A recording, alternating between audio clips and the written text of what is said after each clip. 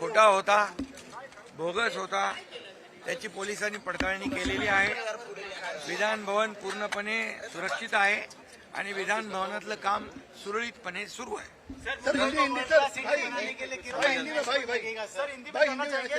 Threat आया है विधान भवन में, अभी क्या इंतजाम किए गए हैं? ये वो धमकी भरा मेल बोगस है। बोगस था, पुलिस ने उसकी जांच की है। विधान भवन पूरी तरह सुरक्षित है और विधान भवन का कामकाज पूरी तरह बराबर गॅसच्या तुटवड्याने मोठ्या प्रमाणात फटका जो आहे तो बसू लागलेला आहे। आता मंत्रालय पालिकेतलेही कॅन्टीन बंद पडू लागले, खानावळही बंद पडू लागले। बघा, याच्यामध्ये केंद्र सरकार अतिशय बारकाईने गांभीर्याने लक्ष ठेवून आहेत।